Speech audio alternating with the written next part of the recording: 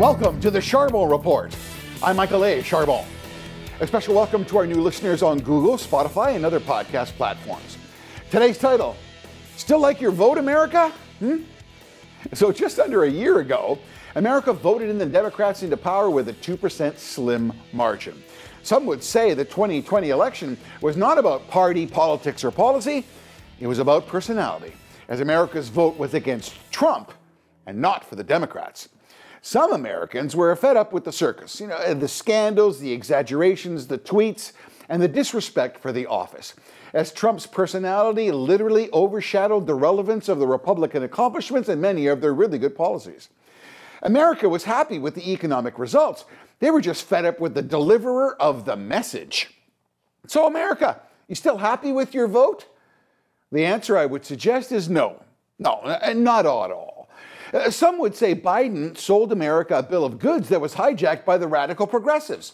Think, 12 months ago, Biden was in 5th place in the New Hampshire primaries, 5th place. Today, almost 12 months after being elected, Biden is shaky at best with the polls in the dumper, Black and Hispanics not drinking the Democratic Kool-Aid anymore, and the images of Biden's UN climate conference snooze combined with the reality of a man in his golden years showing fragility with each prompter read, well, the commutative effect takes much of the polish and confidence off the Democratic office.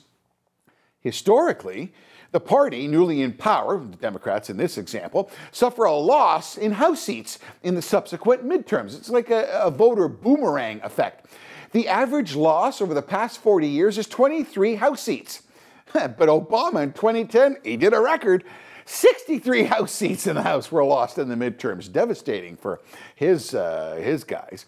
The recent interim elections just held in Virginia and New Jersey were evidence, as of late, that the sentiment of Democrats, suburban white women, blacks, and independents, well, it's shifted. These interim elections were based on key issues like critical race theory, education, woke cancel culture, exorbitant spending efforts, and the open border immigration crisis. All negative factors imploding the Biden White House.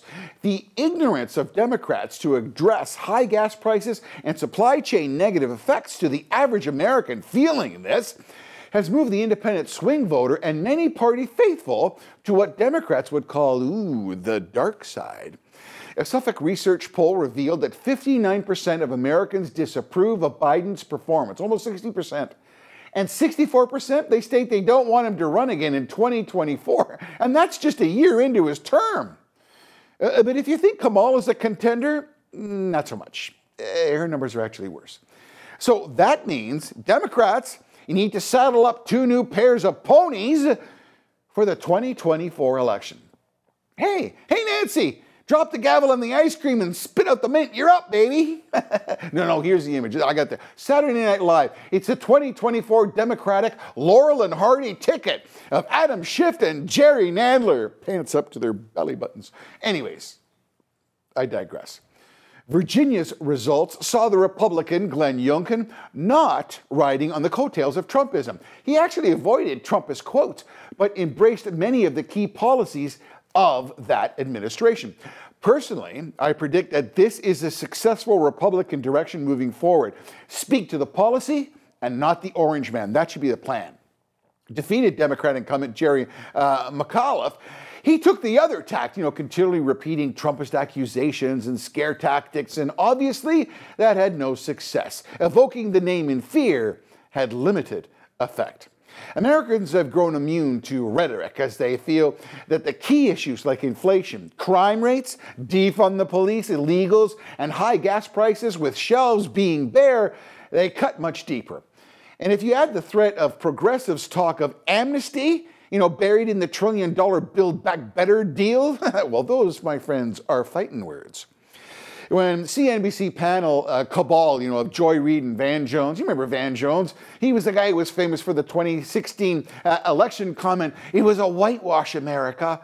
Well, both those guys, they all piled on with the excuses for the interim results with the expected, it's, white supremacists. It's a systemic white voting dominist, all those kind of comments.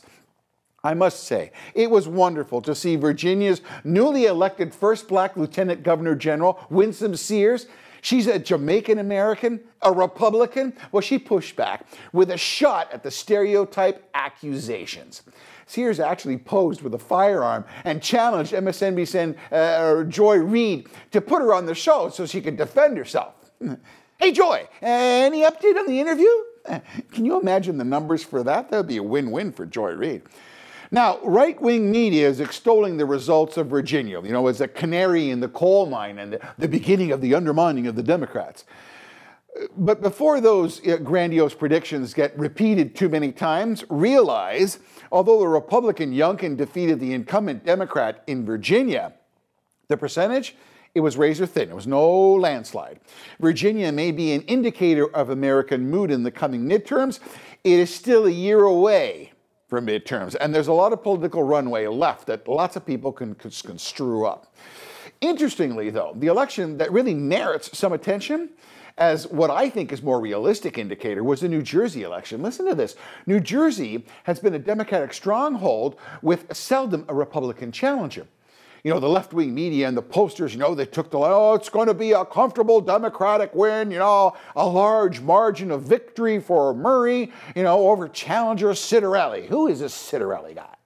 Well, like in 2016, the pundits and the pollsters, guess what, folks? They were dead wrong. It was very close. Very close. If the Democrats think running against Trump is better than the candidate, it's not a winning strategy. Personally, I don't think Trump will run, I should say. Too many accusations, too much baggage, and too much videotape from the past. He's actually a liability to the party as a candidate. He will have much more power and be more respected as a kingmaker in the background than a candidate. But ego, may still motivate a second try. The reality is that the Republican Party nomination process will be the deciding factor to determine that result. And as I've said in previous posts here, the winning Republican ticket is Florida's Ron DeSantis with Montana's Governor Kristi Noem as vice president. That is what will win. Politically, America planted the seeds for the current dismal Democratic administration. The adage, you reap what you sow, grows true in 2021. In 2024, it's all about who the Democrats mount and if the Republicans can stay on message and stay clean. Finally, please click and share. If you do so, kindly subscribe. For those listening to the audio version, remember to subscribe on Spotify and Google Podcasts or wherever you get your podcasts. If you leave a comment, I try to answer everyone. I thank you for those considerations, and until next time, God bless and stay safe. I'm Michael A. Charbon for the Charbon Report.